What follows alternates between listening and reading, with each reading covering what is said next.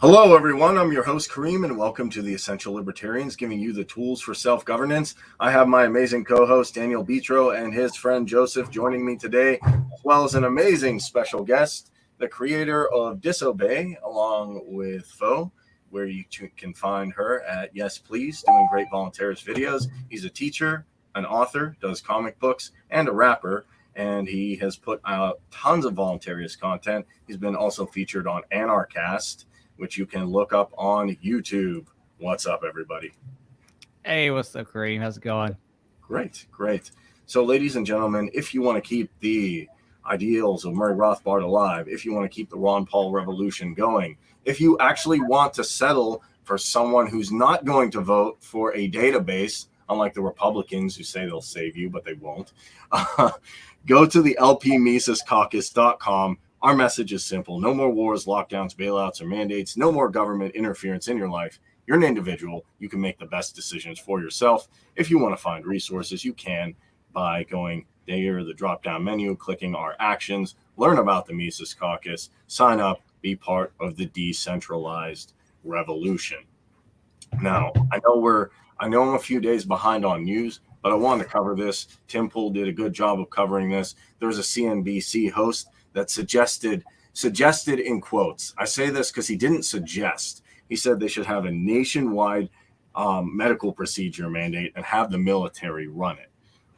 And I can play the video here. Basically, what he was saying is that if you don't say, oh, I'm going to take this medical procedure, which you don't know what's going to do long term, then you have to prove your conscientious objection in court. So I'll prove this. I'll play this just to see what Nobody wants to be the bad guy.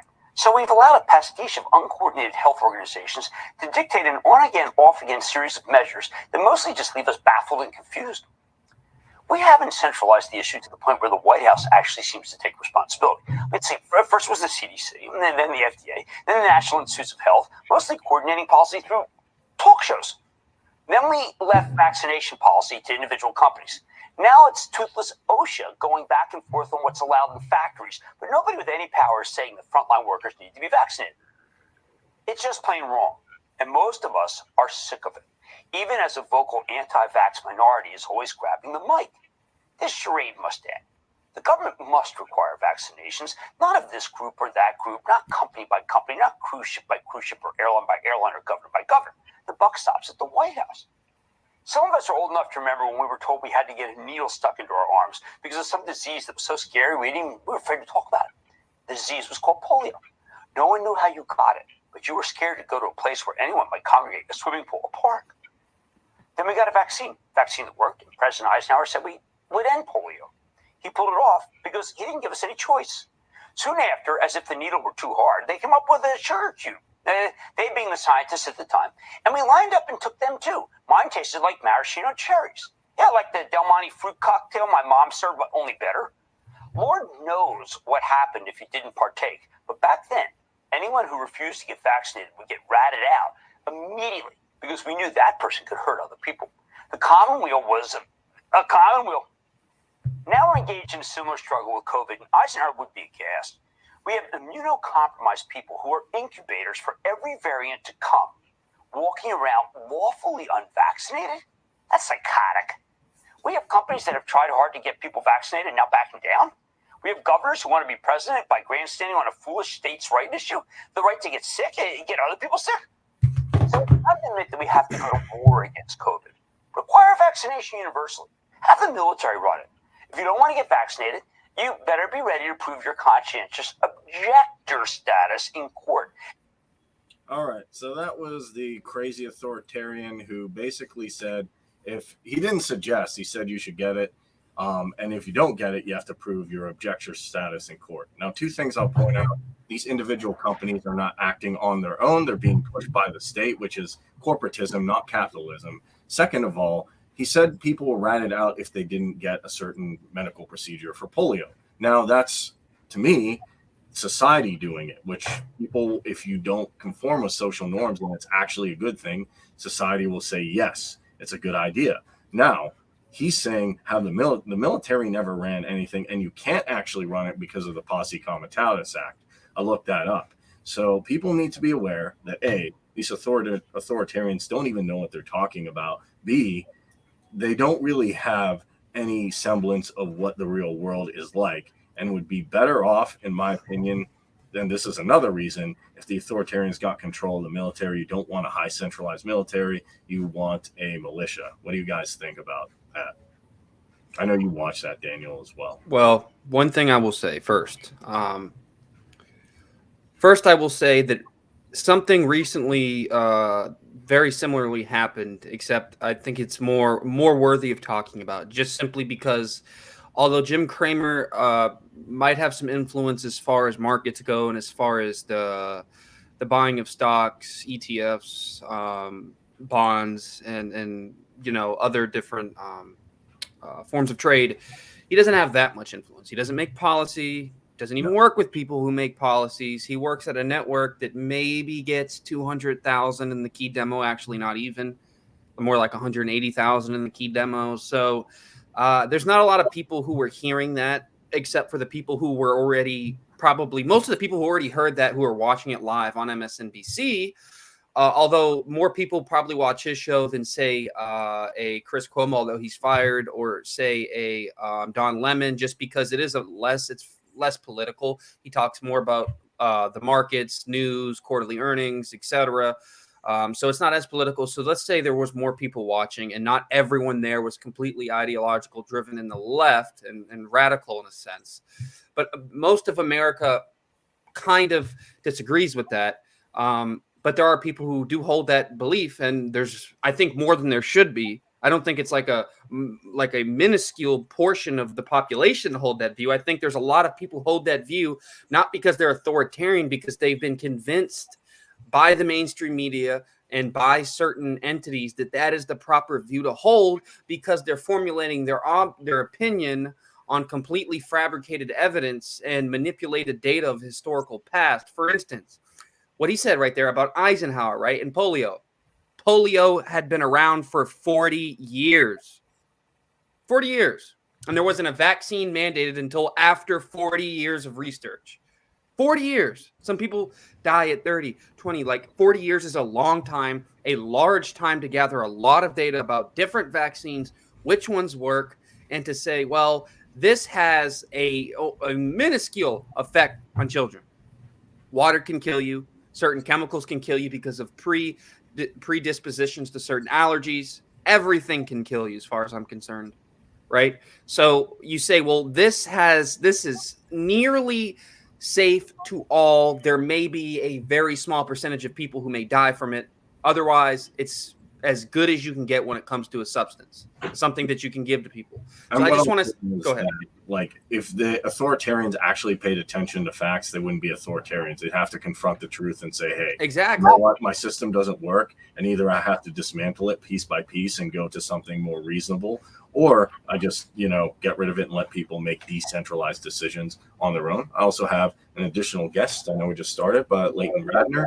He's a libertarian from the Mises Caucus, hailing from Alaska. One of my co-hosts. He's a pretty awesome dude. Leighton, we're just getting caught up on the CNBC guy, Jim Cramer, who lost his mind because he's a nut and said that the military should give you an injection even if you don't want it, and you got to go to court to either prove it wrong or not. To me, it went very quick from we're all in this together to full authoritarian. Do as I say. And the one thing I wanted to say that I was getting around to just real quick is one thing I heard that was very similar to this was a constitutional lawyer who does work with people who make policy in Germany saying that individuals should be forcibly vaccinated and that people from the military in different parts of the country should forcibly inject people who do not want the vaccine. And I take that word very seriously from someone who actively works and makes policy for that country, given he said this right after they did a lockdown mandate for only the unvaccinated. So look that up. That one's even crazier. It blew my mind. Actually, now that we're on it, definitely, Jack, I'd love to get your thoughts. But one important thing I think we need to take a look at is actual Germany. And I'm not making jokes when I say this reminds me of the Weimar Republic. If you didn't see, Germany had people literally waving tiki torches. They're putting restrictions too. Apparently, they want to follow Austria in clamping down. One thing it tells me, though, are doing good things. Typically, Austria lose Germany. That's odd. There's a joke. I'm waiting for them to start hailing all, like, whoever it is, Merkel or their next authoritarian that's going to completely destroy their life. But she's a feminist, so she can. God damn. Angela Merkel is a feminist. She's a...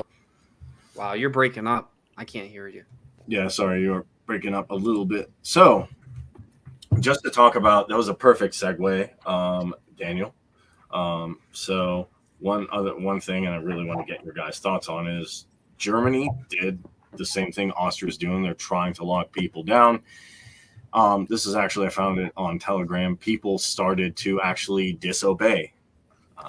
Kudos to, maybe they should go watch Jack's video as well. But COVID restrictions to share private addresses of German local MPs, politicians, and personalities who they believe are seeking to destroy them through pandemic curbs. On Friday evening, a group of Corona skeptics, I like how they're Corona skeptics. They just found actual information saying, hey, this is a bioweapon, but they're skeptics. They're armed with flaming torches, massed outside of the house of Petra. I can't pronounce that word. This is the protesters, right? Yes. The health minister of the Saxony state. The scenes in the stronghold of Germany's far right, always got to give it a bad term, accompanied by thumping drum beats, reminiscent of Nazi-era marches drawing condemnation from mainstream politicians. Olaf Scholz, who is due to take office Wednesday, that's the new authoritarian, as Germany's new chancellor, urged society not to be infected by such aggressive behavior, because not wanting to get injected with an unknown aggressive behavior.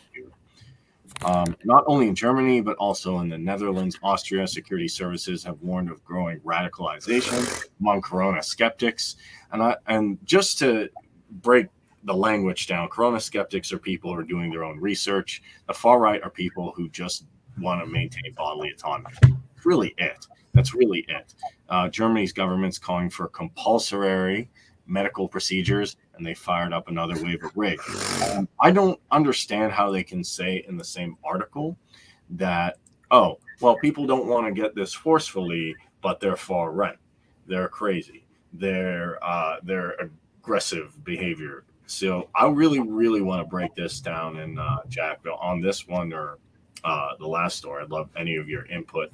You actually made the video Disobey. What would you tell people in Europe who are even going through crazier stuff than us?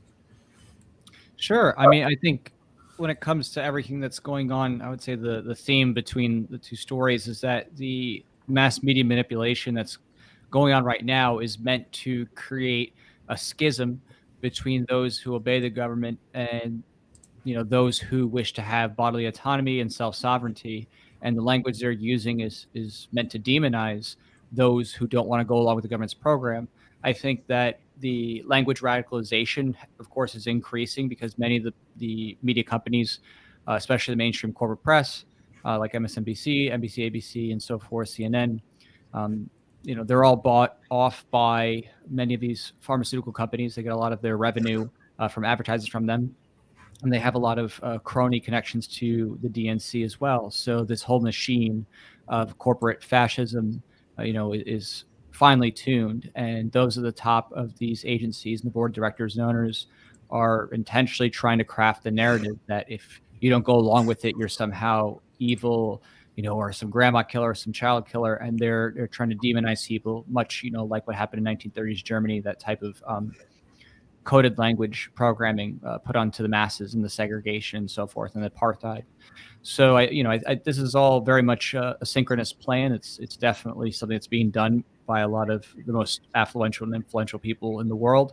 I think that the key, though, is just outright disobedience and irreverence toward these things to encourage in every possible area and arena that you have connections with, whether it's business, relationships, or recreation, to try to encourage people to disobey and to flout the rules and to support those who are helping others, underground, navigate these things without getting caught or bypassing it, or maybe who are fleeing.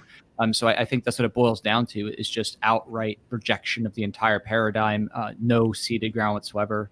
and focusing on the nature of bodily autonomy and not allowing the government to forcibly use medical procedures or experimentations on people. I think that is especially key. That I think many people can get their minds wrapped around, even if they may like what it is that's being offered. They can at least get around the idea that you should always have the ultimate choice and the ultimate consent as to your body. So. Yeah, definitely. And I think the most important thing is people have to see the connections behind this. Like, I always get like, oh, Kareem, but could they all be in on it? And not only are they all in on it, but they've all had this planned, in my opinion, for a long time. They just get one puppet to do one thing and one puppet to do the next thing. This guy pushes this legislation. I know you also were reading about Germany and Austria, Daniel and Leighton. So Joseph, be interested to hear your feedback. Is it kind of going towards, I know history doesn't necessarily repeat, it rhymes. Do you think it's going to a Weimar Republic? Could they get some, do you think they'll get some, maybe not necessarily voluntarist inspiration, but at least classical liberal inspiration, start fighting for freedom? Yeah, so am I still breaking up?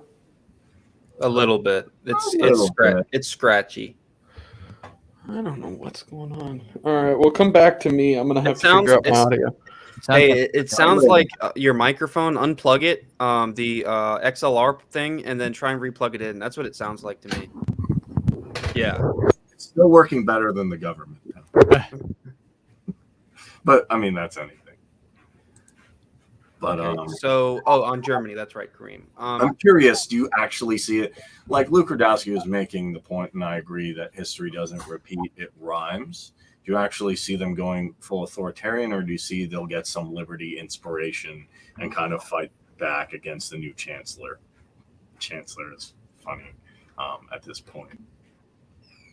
Well, that's sort of a loaded question in a lot of ways, but here's what I'll say: is like the means to propagate disinformation, misinformation, and narratives that could be in every other social order immoral and unethical has become much, much, much easier. But along with the ability to propagate propaganda, the ability to defend against it through objective and truthful information has also become easier. Now, one thing I'll say on Germany specifically, that is one of the best indicators when it comes to a regime to which succumbs to a tyrannical system of orderliness, which Germany was, as you see, those German soldiers as they walk not only in together at the same pace, but they would walk with their arms in uniformity, because uniformity is a symbol of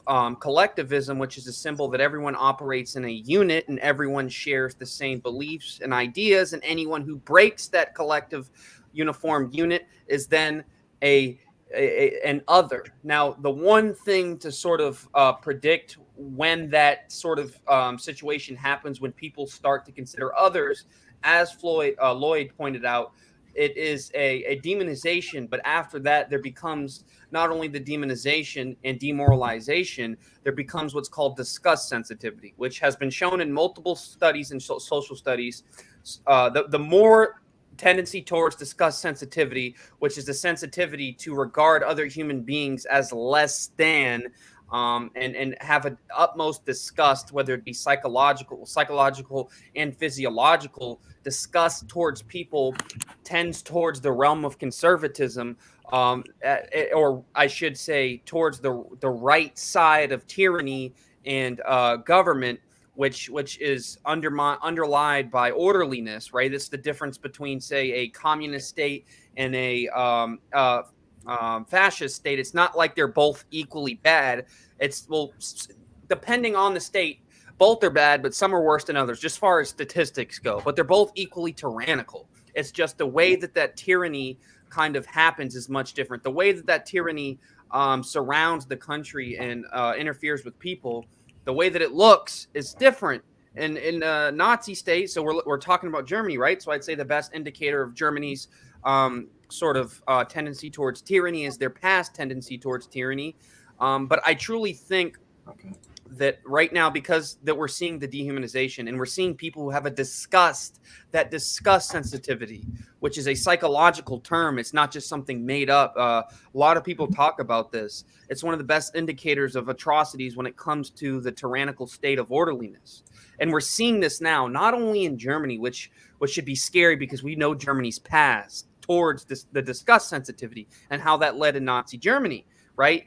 Think of the word cleanliness or cleansing, the cleansing of people, right? That's why Hitler would bathe 8 times a day, right? Because he had a issue with disgust sensitivity, and he was a hypochondriac in a lot of ways. Again, towards orderliness. In the United States, we're seeing a little bit of that demoralization as far as the unvaccinated go, and as you said, the anti-vaxxers. But what we're seeing more so is chaos, a tendency towards the tyranny of chaos, towards communistic anarchy, not in the anarchy that me and Kareem talk about. No, I don't like. I'm not a fan of. I don't even know if I call that anarchy, because here's the problem. When I talk to Antifa and all these people, like, yeah, we're both anarchists. They're waving the flag that's on the top right, except it's red.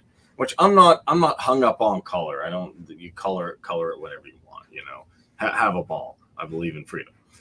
That being said, they talk about, well, we need to take away private property. We need to do this. Maybe they have different ways of doing it than AOC or somebody else who wants to confiscate it from you directly. Maybe they want a workers' collective or something like that. But they still want authority. They still want authoritarians running stuff. It's not like they've become like, oh, well, we can let people act on their own volition. We can let decentralized order work. They want to take over they still want to take over the means of production.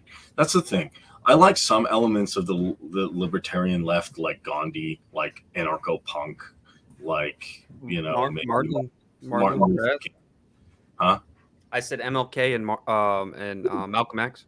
Yeah, I like Malcolm X. I like MLK. I like Gandhi. I used to like Rage Against the Machine. I don't know why I ever did, but you know, their music is still good. I get it. It's hard to like them because of how authoritarian they've become, but I still think I still Killing in the Name of. I mean, if I ever want to get pumped up to do some studying or research or anyway, go kill one of these tyrants. Basically, if a military official comes to my door with the vaccine and tries to force me down, you can best believe Killing in the Name of will be playing in the background.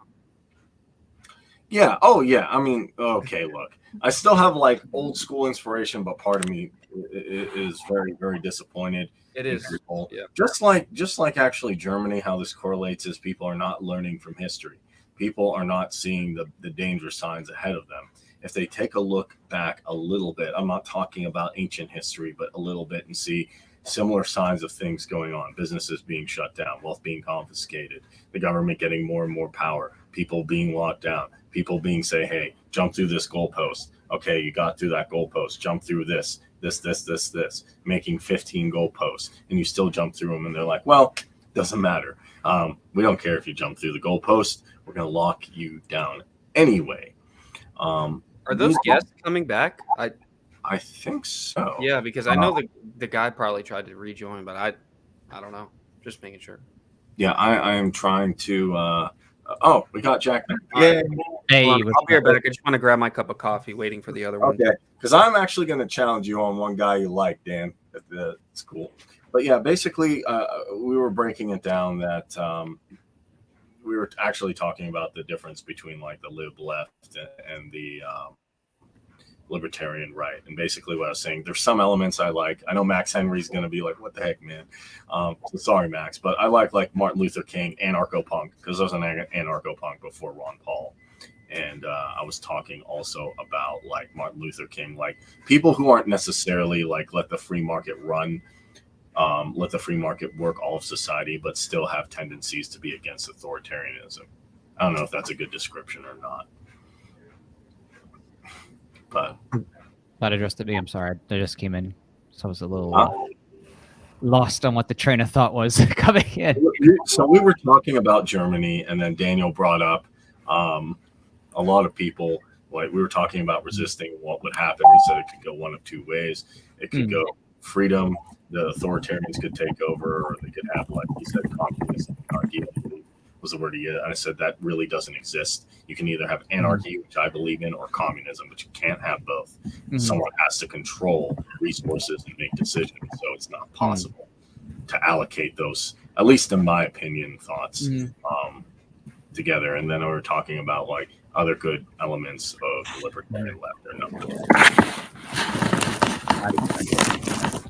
Yeah, I mean, it would be tough, I would think, in those areas where people are disarmed to actually do anything. You would need the government to either, those in charge willingly, like, relinquish power, like, think a little bit like Romania, USSR, or you'd have to have a major part of the military or police, like, switch sides, or you'd have to, like, have people basically, arming themselves with weapons, stolen from those caches and stuff, because it wouldn't be able to take them on directly otherwise, like, that easily. Definitely. So let's get on to our next story. Glad to have you back, Jack. I'm gonna start this, then I'm gonna really actually ask Daniel about one congressman he likes, because I believe he voted for this. So a lot of people, I'll preface it with this. When I started talking about libertarian stuff in my town, I live in like a red state of Pennsylvania, red part of Pennsylvania, I should say. So a lot of folks said, well, Kareem, you're a libertarian. We have pretty close reviews. We're Republican. We want to get our freedoms back. And I went through things, and they made some good points about, the medical procedure and everything, and ending the Federal Reserve, which I'm like, thank God. But then they're like, Kareem would get a red wave and Trump won. If we just get him back, everything will happen. I'm like, Operation Warp Speed. They're like, no, Kareem, Republicans will save the day. I'm like, maybe I like Thomas Massey. I like his. Did you see that picture he posted on Twitter with his family? Dude, I've never seen leftists so upset. It's just so hilarious. It's a family and guns. They're like, no, why aren't you eating ramen noodles? Saying we bash the fash. That's what. Anyways, one thing I wanted to. Can you guys hear me? Yes. Okay. The one thing I wanted to say that I didn't get out originally was that the tendency towards purity when it comes to culture and movies is a tendency towards conservatism, right? You get what I'm saying? And tendency towards chaos is more so of people on the left. So, like, if you see people who are seeking to purify the culture and even the political scene, political correctness, that's a tendency towards conservatism. So we thought. But now it's sort of flipped, where there's definitely a new age of conservatism, and there's definitely still a purity there as far as values are concerned, but not the same way as it was before when it came to censorship, music, language, all that stuff. That seems to be flipped on the left now, like almost entirely. I'll quote Michael Malice saying that conservatism is progressivism driving the speed limit. Oh, Biden's crazy with $1 trillion. If we just steal $600 billion, that's okay. And that's kind of my feeling here. Like people like Kareem, red wave, get Trump back in. He's fight the deep state, even though, and to some people's credit, maybe Republicans do less harm sometimes, but they don't really alleviate it. That's why I'm a libertarian. Or they cause less harm, but they really don't stop any harm from happening. Like they're not willing to really fight with Democrats to stand up for their values, even if the values of the Democrats are completely radical and far from Christian Judeo values. The right is not very good at standing up and fighting for what they believe in. There's like three people. There's literally like three people. Yeah, it's like Thomas Massey, Rand, and maybe a couple others. But 80 Republicans, 80. A red wave is not going to save America. If you need proof, I kept telling people a red wave is not going to bring your state magically back. I understand DeSantis, Jack, where you live, he's a lot better on COVID lockdowns. I will say that. Greg Abbott's pretty good. Kristi Noem's pretty good. But saying 80 Republicans in the U.S. House vote to pass the infrastructure immunization bill. Now, and that includes Dan Crenshaw. Do we have a list? I was going to say, do we have a list of these people, at least the more prominent ones? I can definitely pull it up. Basically, their reasoning was they read through it. I don't believe they read through it, and they didn't find any indication that it would create a new federal database. I'm like, dude, that's exactly the reason they want to pass this. And then he said he's always been a strong advocate for a right to privacy. This is the first to vote against this bill, and he believes it would jeopardize anyone's confidential information. I don't know. I don't think they're going to be very successful at this at all, but there's people like Pelosi and people who are saying that. Now, I think Dan Crenshaw did vote for it, but let me pull it up. I think I did have this somewhere. Sorry, guys. I will pull that up. Vaccination. I will have to. All right. How area members of Congress voted on this database thing. Here's how they did. We can see. This is always weird. People who voted yes, and the vote on November 30th was 249 yays to 130 nays. I find it funny that people who are literal criminals are arguing over whether they should steal medical data or not, when this is against, in my opinion, the Fourth Amendment. It's like passing red flag laws. The Constitution says, right, to bear arms shall not be infringed. Why is this even up for debate? We can see the people who voted yes on everything here is Democrats, but I do believe Dan Crenshaw is one of the more prominent people who voted for it. Yeah. We've been. I assume a majority of Democrats voted for it. I'm just curious to see 80 Republicans voted for this. I mean, it's classic. It's not like I'm surprised, but I'm just curious to see who it is. Like, if it's anyone, like if Rand Paul voted for it, although I doubt it. No. But, maybe. You never know. I'm pretty sure I'd be like, if Rand Paul voted for it, I'm for it. I'd be like drinking a whole case of beer. I'm like the one guy, him and Massey were like the two good people in Washington. I don't even think Washington should exist. I'm more of the anti-federalist type, but I'm not seeing where there's Republicans here. So I spent a lot of time on that, but I'm just like kind of your guys' thoughts, especially with like Dan Crenshaw and everybody saying that Republicans are going to. What do you tell people who are Republican-minded who think, oh, we get a red wave, magically we have freedom again, or maybe a better situation? And what do you think of Republicans voting on this database, especially Dan Crenshaw? I'd love to hear your thoughts, Jack or Daniel.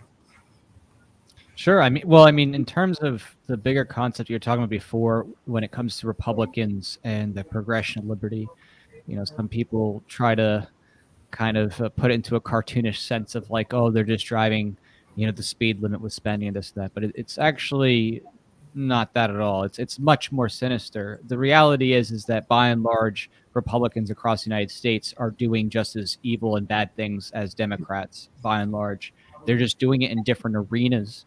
And the question is to what extent someone is themselves feeling those harms directly. So when it comes to Republicans, for example, you could think about the war on drugs and how much that has been used to basically shred the Bill of Rights, from a constitutionalist perspective, or if you're from a voluntarist perspective, the idea that you should have sovereignty of your body, you can't just be searched for anything, that, has done untold damage to generations of families and has destroyed the economy in unimaginable ways, with how much has been spent to just lock people up in cages over plants and other substances that are actual medicines.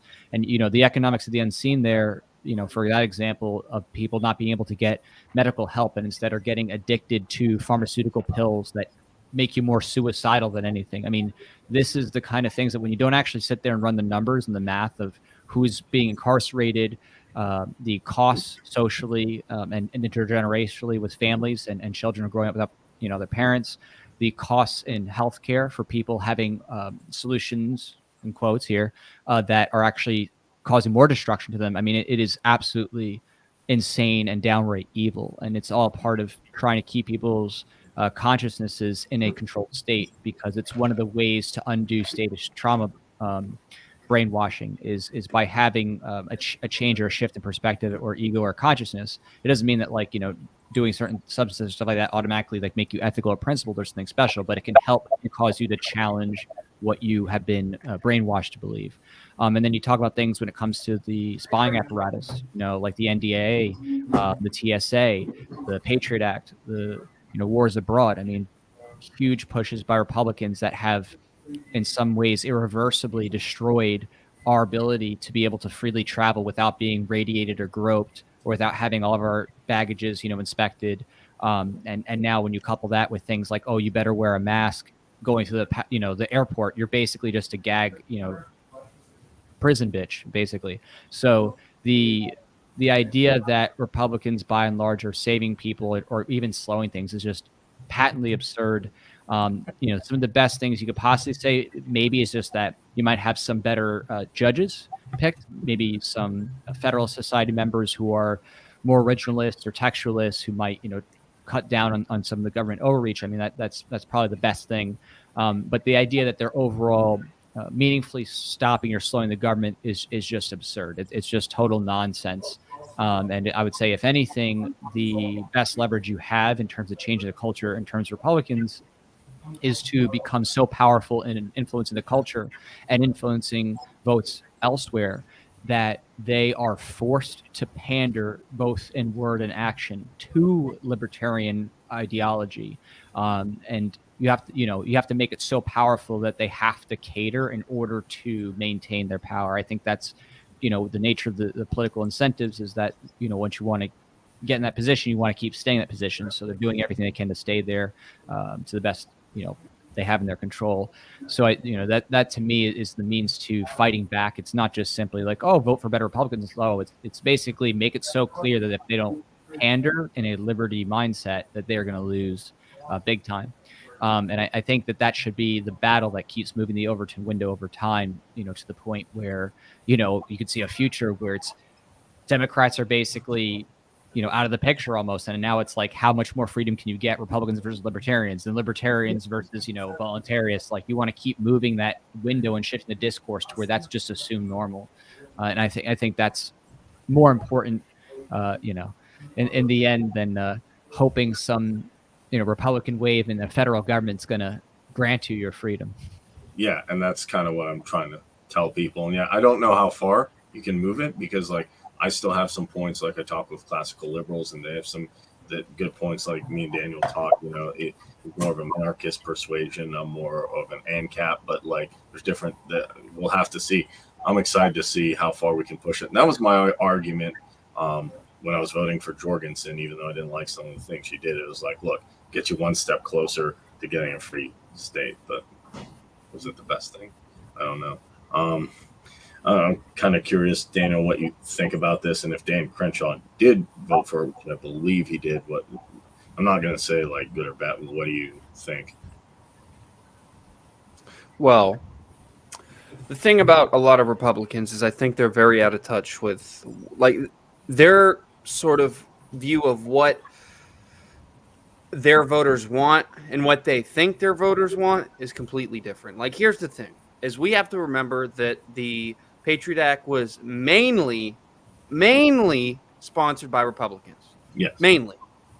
So I'm saying, like, Republicans sponsored that bill that had basically released everyone's data who was an American citizen for 10 to 15 years to the NSA and the CIA for broad range of examining and collecting en masse data, right?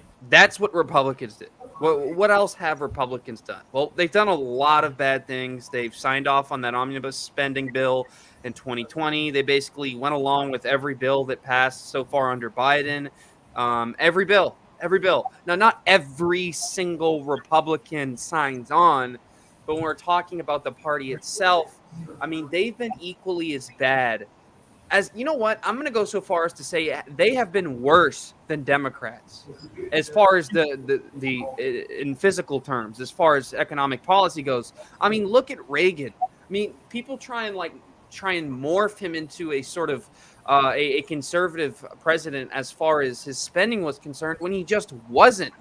Now, he wasn't a neocon, right? But he spent a lot of money. He did things, him and other Republicans at the time went along with things like the Vaccine Protection Act, which has basically granted granted corporations who make vaccines not liable in almost any cases, right? That's what that administration did, right?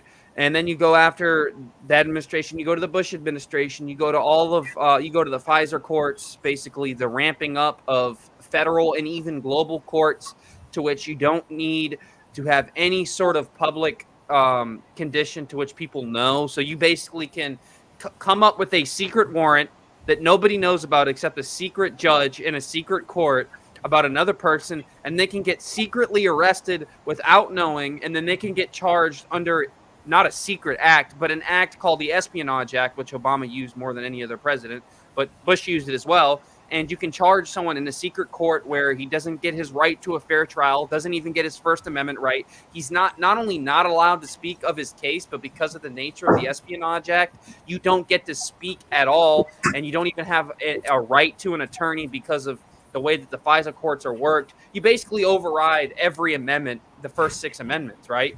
And this was a lot to do with Republicans of the 80s, 90s, and Bush, right? And Cheney. They've done so many bad things. So many bad things.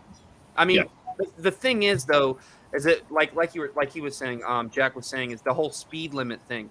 I think they're doing equally as bad things, but I think that there are more Republicans trying to cater towards the libertarian movement because they know. Okay, put it like this: Democrats are losing, as we saw in Virginia, as we saw in New Jersey.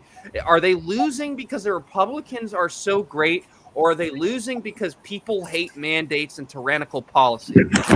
So what's going on is people are waking up through different means of communication, through methodologies like Jack Lloyd's YouTube video, his music video, cultural influences.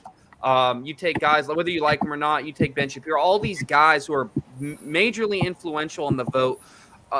It's forcing neocons and Republicans, Mitt Romney and these other people, to basically, they have to actually be about freedom and liberty because they know that their voters are actually watching the news and they're not as ideologically entrenched into propaganda as leftists are. So, and this has been shown by civics polls and other polls to show you that Republicans, more so than Democrats watch multiple different sources of news and more independent sources. So their voters are more, I'm not going to say intelligent, but informed about the news around them, which means you have I don't like the word smarter in a general sense, but in an informative political sense, smarter voter base. So they know when you're playing tricks and they know when you're not. So good luck. And this is such a great thing for libertarians because conservatives, if anything, like if they continue failing on a large scale, and I think they will. I mean, there's nothing to show me that they won't. I think that they're going to basically have to move more towards freedom, as they have already. Like you notice this, that in the last 10 years, there's been a shift from the sort of neocon political Republican establishment to a slighter degree. Okay, you know what? We need to do things. We need to adopt things of freedom and liberty, and we need to just forget the old conservative, again, the purity method. And we need to understand that culture has changed. We live in the 21st century, and that, you know, if people want to marry and they're gay, whatever. Like, there's been so many things that have hindered Republicans for a long time as far as just getting elected because they were just way far back into the fucking 50s and 60s and 70s, while Democrats kind of formulated and adapted throughout the cultural changes. But now we have a lot of new people who are up and coming who aren't conservatives in the sense. They're more libertarians, but they sort of self-identify as conservatives, like Rand Paul. I'd say he's more libertarian than Republican. I mean, that's just my view. Maybe you see that as different. I mean, and more people are coming up like him. More people are going to office. So I don't think it's about the red wave.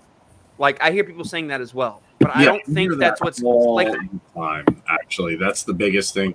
I keep seeing people like Kareem, like, oh, you know, Kareem, we're on your side, but can you get this like Trump one bump sticker? I'm like, even if he did, I have bad news. He's not gonna sit there. Like, I have bad news, like QAnon people. He's not gonna sit there and come save you. He doesn't really care. In fact, he might, as far as I'm concerned, be on the same path, which kind of brings me to like one thing I really liked. I really like this article.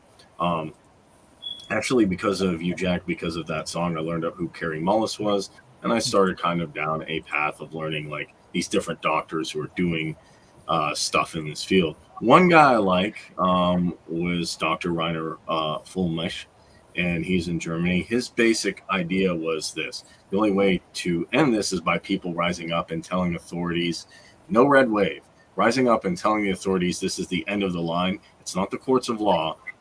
Maybe we can clean things up, but I'm afraid they're not even good for that because they're so infiltrated from the other side that we're going to have to step up a whole new judicial system.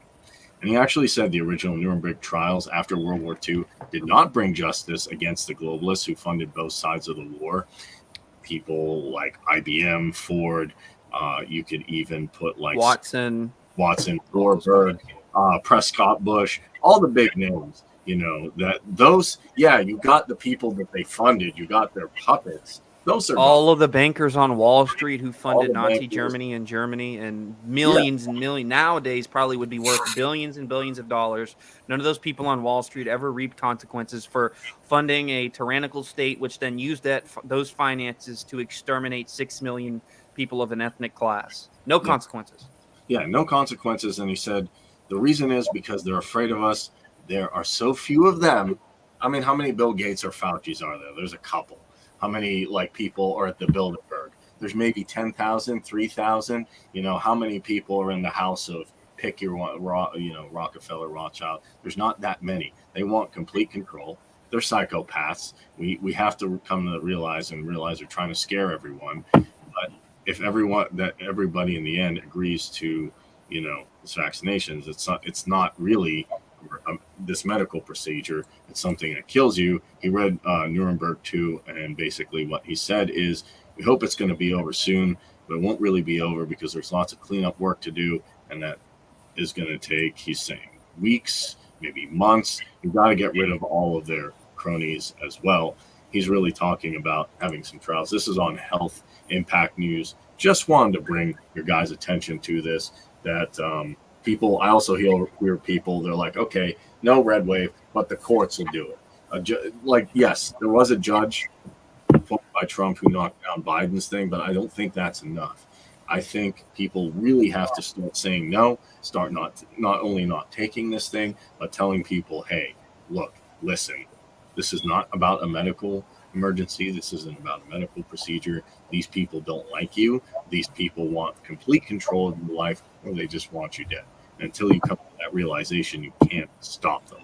I just wanted to touch on that article. And if you want a great way of saying that, you can actually go type in disobey and check out the rap song by Jack Lloyd and Phelps about that. One thing I'll say about the Nuremberg Code is the first rule, which clearly states, right? It clearly states is the voluntary consent of the human subject is absolutely essential. Yes. That's the very beginning of the Nuremberg Code, right? And the reason why we had this Nuremberg Code is because people, not just in Nazi Germany, this was happening in the Soviet Union before and after Nuremberg did not get prosecuted. Soviet scientists who wanted to test certain chemical substance, the methodology that I'm not going to say allegedly that Putin had other people use within the modern Russia intelligence field who poisoned but didn't kill Navalny, that poison. I can't think of off the top of my head the name of it, but that was something that was developed by the Soviet Union to use in the Cold War and in conflict, and to basically kill people without them knowing. And again, they used that and tested it on live subjects who died, no consequences. But in Germany originally, there were Nazi doctors. Obviously, you can look at what's his name? Why can't I think of his name? Considered Dr. Death, right? The guy Wolfenstein not him. Hold on. I do actually have something interesting to say about Russia, and I do want to get your guys' perspective on that as well. Joseph Mengele. That's who I was thinking of. Joseph Mengele, known as the Angel of Death, right? Who, again, didn't get tried by Nuremberg. There was a lot of problems, but anyways, they didn't find him reliable because, of course, the tyrannical state made him do it. Now, there were a lot of people who got hit up by Nuremberg for sure, but a lot of people escaped under certain pretexts that I just think that weren't right.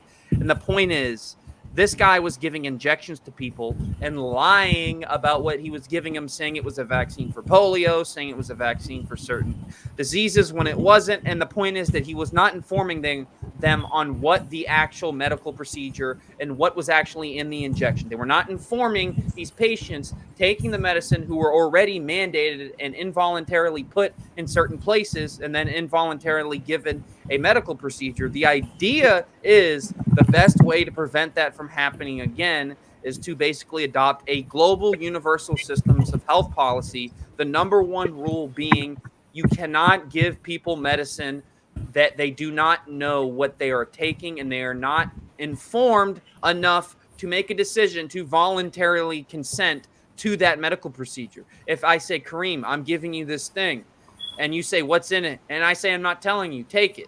Well, that's not informed consent. And if I say, Kareem, I want you to take this vaccine, and you're like, I don't want to. And I said, well, you have to. And you take it. That's not informed consent. No. Consent.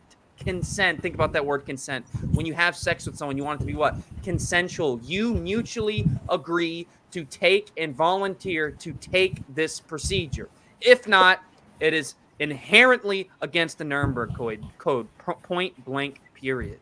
Yes, and I love what you said there. I'm actually curious if this doctor was one of the inspirations for Fauci and the CDC and the FDA, because I think he'd make a great addition if he's still alive.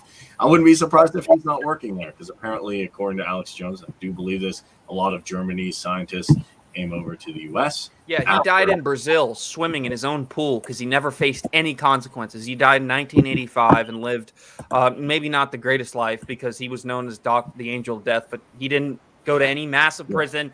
He lived the rest of his life freely in Brazil.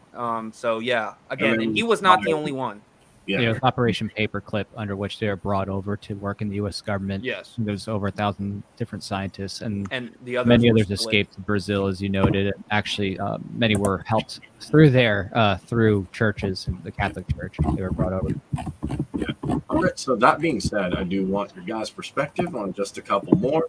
So there's a book by Jeff Berwick, The Managed Collapse of the American Empire.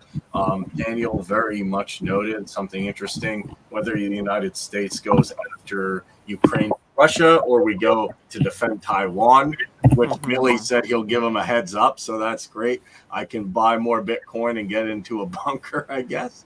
But it looks like NATO, which I call the North Atlantic Terrorist Organization from David Icke, is preparing a bunch of troops on the border. They're trying to get Ukraine into NATO, which Russia, I'm sure, is pissed off for. And then Russia is amassing 175,000 troops for Ukraine. Basically, I'll summarize this. They're saying Russia is calling for a military offensive against Ukraine as soon as 2022 with a scale of forces twice what we saw this past spring. Russia's snap exercise near the Ukrainian border, said an administration official speaking on the condition of anonymity to discuss sensitive information.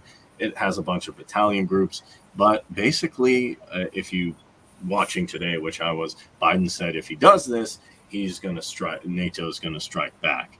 And they also say the unclassified U.S. intelligence document obtained by the Post, which includes satellite photos, shows Russian forces amassing in 4 locations. Currently, 50 battlefield tactical groups are deployed with newly arrived tanks, artillery, according to this document.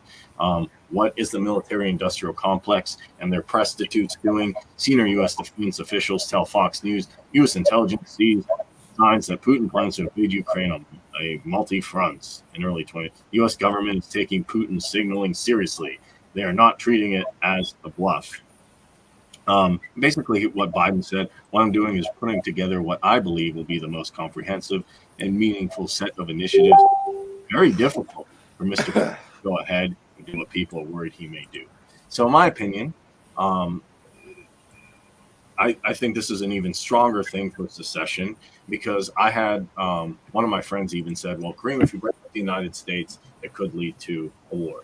That, maybe. It seems to be sort of a straw man, if you ask me. Very higher chance that NATO messes with Taiwan, or as we can see, Ukraine, and starts World War III.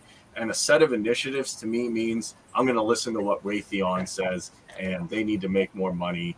And essentially, I know you said, actually, Daniel, you were worried about, something erupting with one of these two things, because the Middle East seems to be dying down somewhat, but it seems there'll be a conflict with either Russia or China or both. Am I wrong?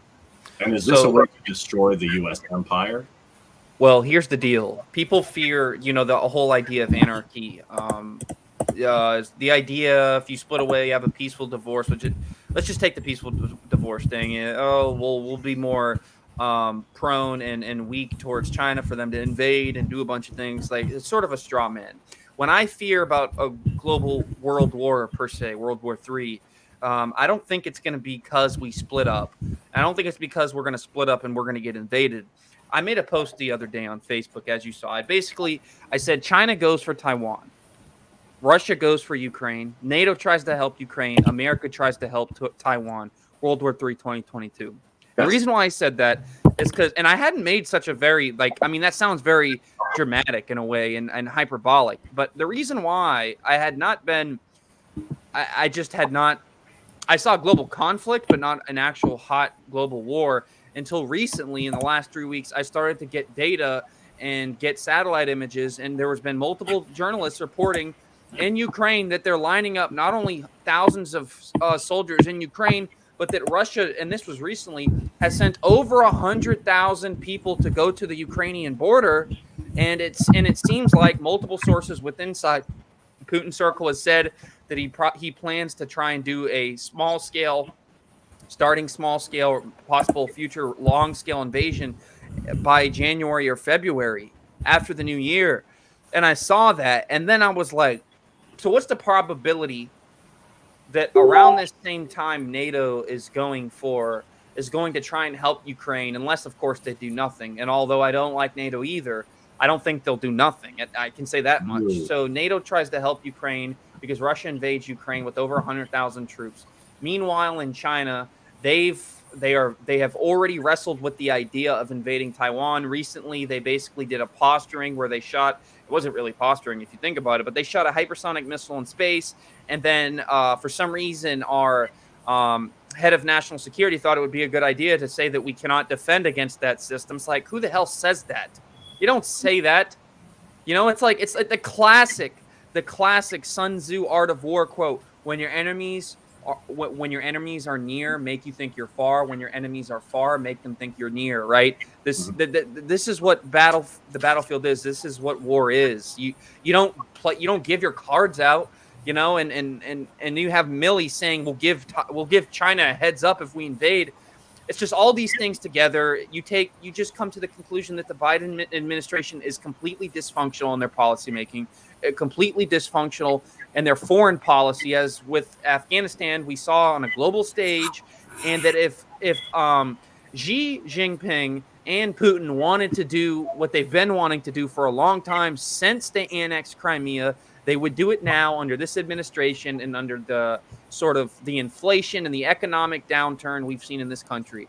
And it seems to me that although I don't think Russia and China are sort of effectively colluding to destroy the U.S. or anything like that, I think Russia has a lot of problems with China, believe it or not, but they find more common interest in the East than they do with the West currently right now with the United States.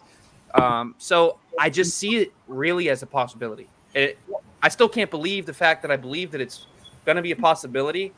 But I think the question is, if all that happens, let's just say it plays out exactly like that. Forget the timing. Let's just say Russia invades Ukraine, NATO goes in to help Ukraine, forget who wins that battle, and then China shortly after or before tries to take over Taiwan. Does that mean World War III? Right? Does it even mean that there's going to be a World War III? Honestly, I'm not going to say no or yes. It seems like the elites don't mind, killing millions, billions of people to get something done. They talk about population control in Bilderberg. So I'm not saying it's not possible. I don't know what will happen. We need to get out of NATO as soon as possible. And even more so, we need to start breaking states off. That's my thing. Did I miss anything there, Jack? Oh, I don't know, because I'm not inside your head to know what you should say or not say. But I mean, as for me, I just, political fantasy and theater, stuff like that, I don't really pay much mind to generally, just because the number of things that go into it are unlimited and it's always changing.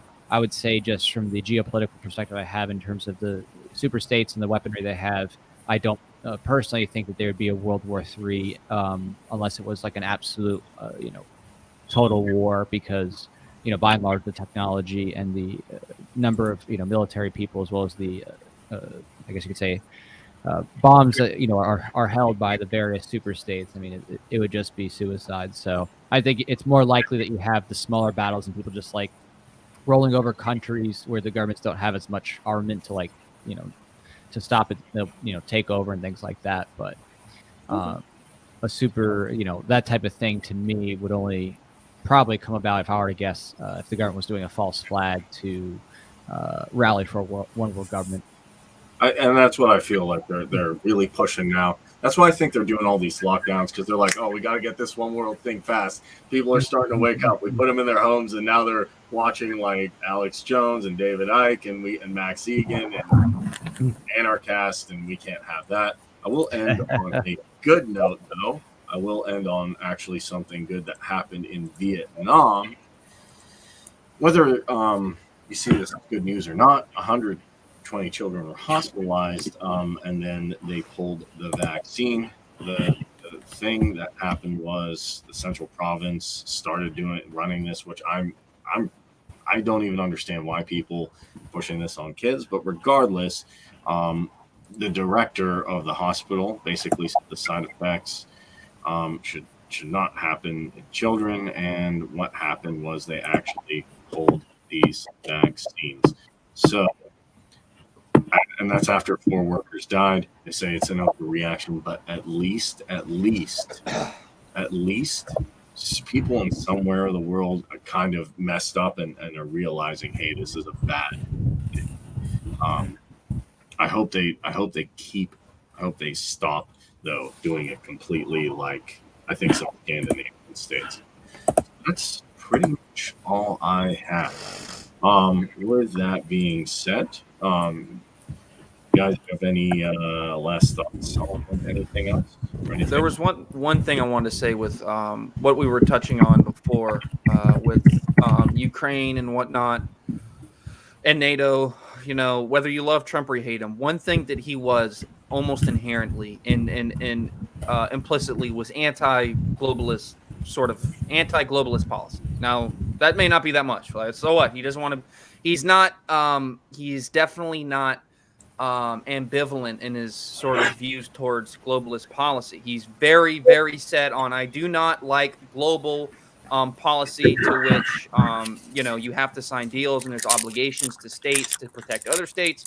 And the New York Times did report that in 2018 that the Trump White House wanted to withdraw the United States from NATO. But again, he said he wanted to, even tried to do it, but officials within the Trump White House told him not to, and that you literally can't. It's a 70-year alliance, right? That he did try to withdraw from NATO, and he did. I believe he completely withdrew from the EU, not the EU, the World Health Organization. He completely withdrew from the World Health It's Organization. a good step.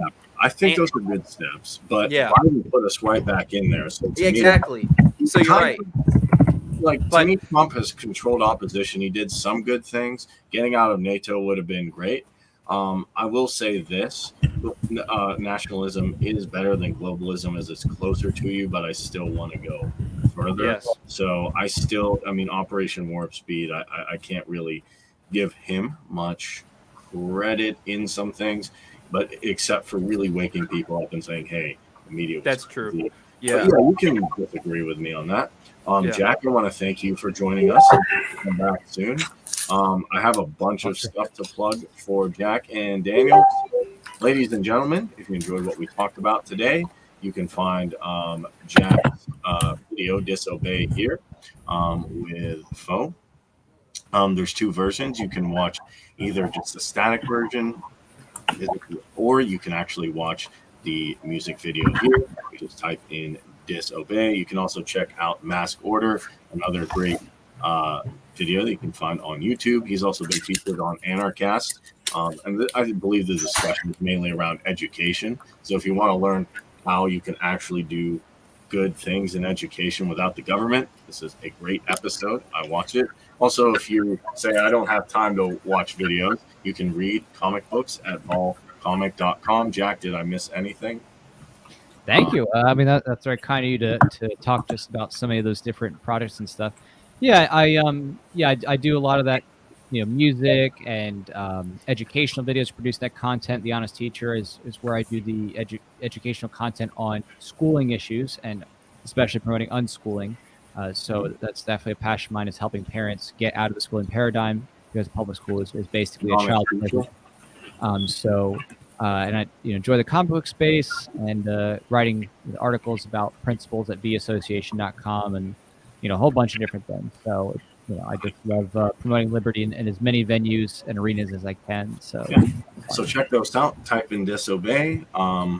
Chan, check out both videos. You can find them on Anarchast. That is Anarchast, and it's Creating Liberty with Jake Lloyd. You can also find all of his comic book stuff here. So, and check out The Honest Teacher as well if you want to get your kids out of the public indoctrination camps, so they don't start coming home and saying, hey, there's 57 genders, we like communism, even though we don't know what it is. But then you call that fascism, and you don't know what that is either, and then you're like that meme with the thumbs up. All right, and also, if you want to check out Daniel's work, you can do so at The Quantum Effect. Just type in Daniel B, no space. You can come here, check out all of his podcasts. Not only has he done a lot of work with me on different podcasts, but he has talked about Welcome to Mises. He's also talked about important things like Tesla, Killgates, and Fraudchi, and all of your favorite, crazy globalist villains. You can also find us at YouTube at The Essential Libertarians. All you have to do is go to The Essential Libertarians, type that in YouTube, giving you the tools for self-governance. And one last thing, guys, if you want to keep the Ron Paul revolution going, if you want to keep the ideals of Murray Rothbard alive and get out of this Orwellian nightmare, it's time to go to the lpmisescaucus.com, check out what we're all about, and be part of the decentralized revolution.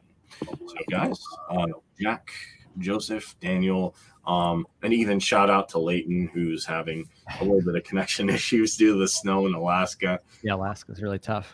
It is, but they don't do federal gun laws, so they're good people. Yeah. All right, guys, thank you so much. I'm Kareem, your host of The Essential Libertarians, giving you the tools for self-governance. I will see you in the next episode, and keep in touch with us. I'm going to keep covering Ghislaine Maxwell and what the heck's going on with that. I will see you all later.